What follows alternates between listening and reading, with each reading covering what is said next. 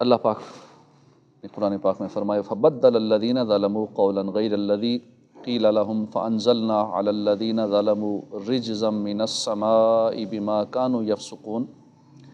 ترجمہ کنز العرفان۔ پھر ان ظالموں نے جو ان سے کہا گیا تھا اسے ایک دوسری بات سے بدل دیا تو ہم نے آسمان سے ان ظالموں پر عذاب نازل کر دیا کیونکہ یہ نافرمانی کرتے رہے تھے۔ یہاں سے معلوم ہوا کہ اللہ پاک کے احکام کو ایز اٹ از ماننا، جوں کا توں ماننا ضروری ہے۔ جیسا اللہ پاک نے حکم فرمایا جس کام کا، بس ایسے ہی ماننا ضروری ہے۔ جو لوگ اللہ کے احکام کو بدل دیتے ہیں وہ عذاب الہی کے حقدار ہیں۔ اس لیے ہم پر لازم ہے کہ اللہ پاک نے، اللہ کے پیارے محبوب نے جو حکم جیسے دیا بس اس حکم کو ویسے ہی ماننا اور اس پر عمل کرنا ہے۔ قرآن کریم میں ہے کہ اللہ پاک نے بنی اسرائیل پر لعنت برسائی۔ اس کا کیا سبب تھا؟ یحرفون الکلمہ عن مواضعہ ونسوا حظا مما ذکروا بہ۔ وہ اللہ کی باتوں کو ان کے مقامات سے بدل دیتے ہیں اور انہوں نے ان نصیحتوں کا بڑا حصہ بھلا دیا جو انہیں کی گئی تھی۔ یعنی بنی اسرائیل پر لعنت برسنے کے بہت سارے اسباب میں سے دو یہ بھی سبب ہیں کہ بنی اسرائیل اللہ کے احکام کو بدل دیتے تھے، جو حکم دیا جاتا تھا اس پر عمل کرنا چھوڑ دیتے تھے۔ تو خدائی احکام کو بدل دینا یہ اللہ کی رحمت سے دور ہونے اور لعنت برسنے کا سبب ہے۔ افسوس ہمارے ہاں بھی آج کل یہ انداز لوگوں کا بنتا جا رہا ہے کہ اللہ پاک کے احکام پر بھی اپنی خواہشات کے مطابق عمل کرتے ہیں، اپنی مرضی سے تبدیلیاں کر لیتے ہیں، اونچ نیچ کر لیتے ہیں۔ مثلا حکم ہے کہ غیر مسلموں سے دوستی نہ لگاؤ، ہمارے ہاں انہی کے نقش قدم پر لوگ چلتے ہیں، ان سے محبتوں کے اظہار کرتے ہیں، ان سے دوستیاں لگاتے ہیں۔ الحمدللہ ہم نعتیں پڑھنے والے ہیں، نعتیں سننے والے ہیں، قرآن و حدیث میں نعت خوانی کے بڑے فضائل بیان ہوئے ہیں، مگر لوگ اب اس عبادت کو، نعت خوانی جو کہ ایک بہت اچھا کام ہے، نیکی والا کام ہے، اس میں بھی میوزک شامل کر دیا۔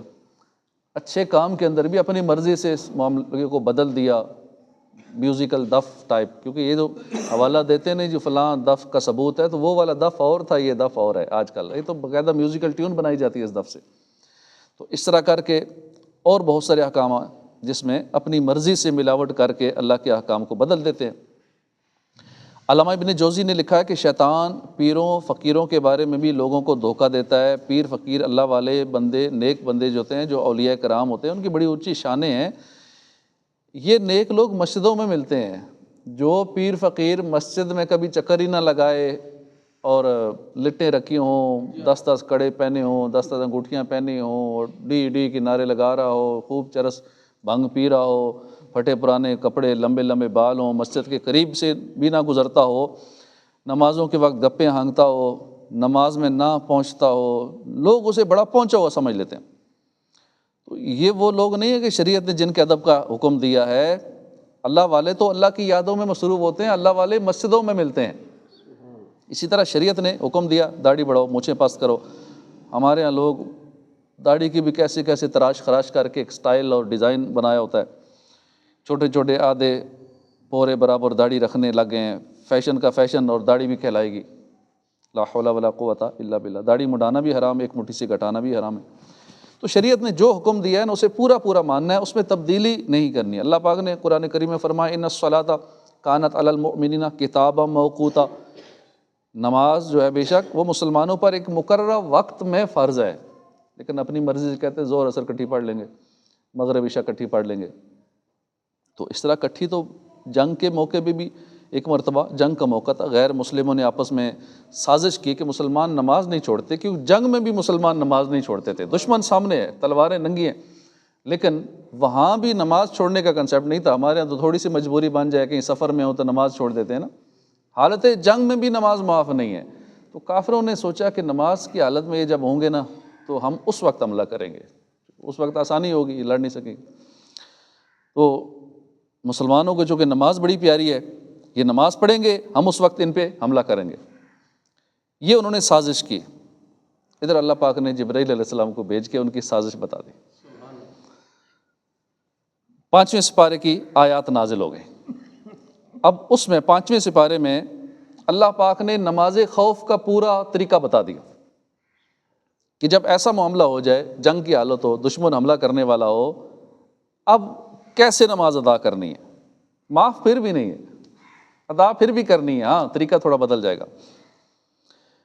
اس وقت دو گروہوں میں بٹ جاؤ، ایک گروہ جماعت میں شامل ہو، امام کے ساتھ ایک رکعت پڑھے، دوسرا گروہ دشمن کے مقابلے پر رہے، پھر پہلا گروہ دشمن کے مقابلے پر آ جائے، دوسرا امام کے ساتھ جماعت میں شامل ہو جائے۔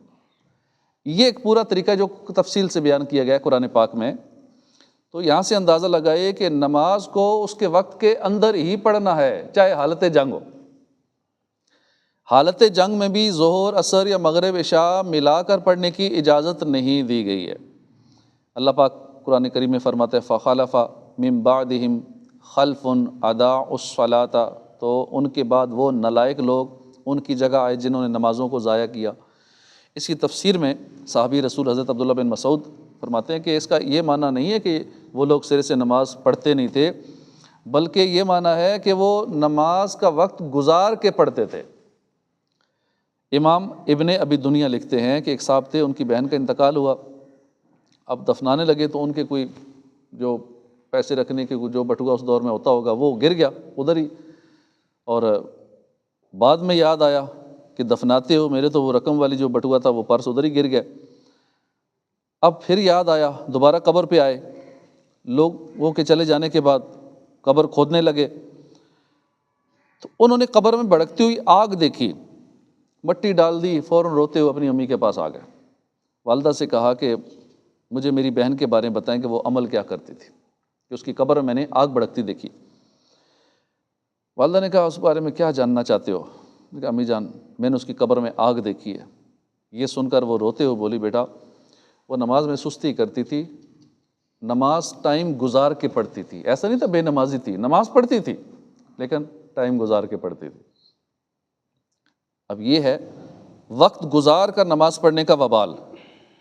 تو جو سرے سے نہیں پڑھتے ان کا حال کیا ہوگا، جو کبھی مسجد میں نہیں آتے یا صرف جمعے کے لیے آتے ہیں یا عید والے دن ہی آتے ہیں، ایسے بھی جو عید والے دن بھی نہیں آتے، وہ بھی بس سال بعد بھی نہیں آتی، یہ بھی ایک تعداد ہے مسلمانوں کی۔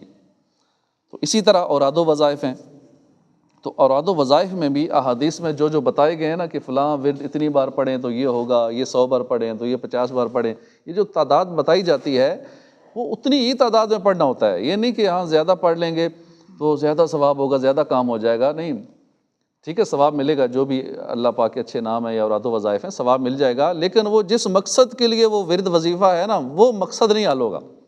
ایک چیز بتائیے جی 50 بار پڑھنی ہے، کوئی کہا نہیں میں 51 بار پڑھ لوں گا، بھائی نہیں، اب مسئلہ نہیں حل ہوگا، کیونکہ تالا جو کھلتا ہے نا وہ چابی کے جتنے دندانے ہوتے ہیں ایک دندانہ بندہ کے فالتو لگا دیں گے، فالتو لگانے سے نہیں کھلے گا، کم ہوگا تو بھی نہیں کھلے گا۔ تو اس لیے اوراد و وظائف میں بھی اپنی طرف سے کچھ نہیں ملانا ہوتا، جتنی تعداد بتائی گئی ہے وہی پڑھنی ہے۔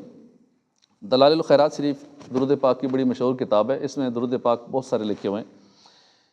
اب اس میں ایک درود پاک ہے کہ جس کو 14 مرتبہ پڑھنا ہوتا ہے۔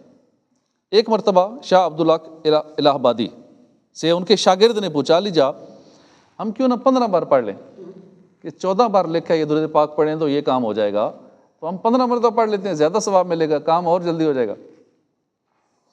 تو 14 مرتبہ کیوں پڑھنا ہے؟ فرمایا جو تالا 4 دندانوں والی چابی سے کھلتا ہے نا، 5 دندانوں والی لگائیں گے تو تالا نہیں کھلے گا۔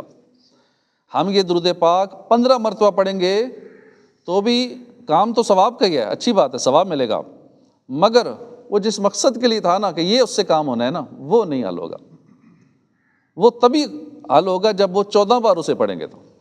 تو یہ بھی بات ہے، ہم اپنی مرضی سے کمی بیشی کر لیں اور سمجھیں کہ اس میں ثواب زیادہ ہے، مگر شریعت کی حکمت ہماری چھوٹی سے عقل سے بڑی اونچی ہے، اس لیے جو کہا گیا ہے نا بس وہی کریں۔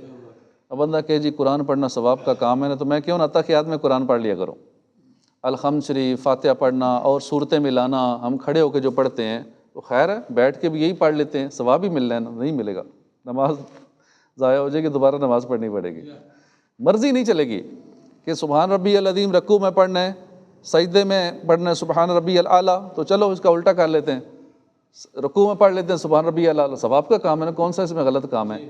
تو یوں مرضی نہیں چلانی، یہ چیزیں منع ہے۔ تو اللہ پاک عمل کی توفیق عطا فرمائے، جیسا ہمیں بتایا گیا ہے ہم اس کے مطابق ہی چلیں، اللہ رسول کے احکامات کو ایز اٹ از مان لیں، اسی میں ہماری دنیا اور آخرت کی بھلائی ہے۔ اللہ پاک عمل کی توفیق عطا فرمائے۔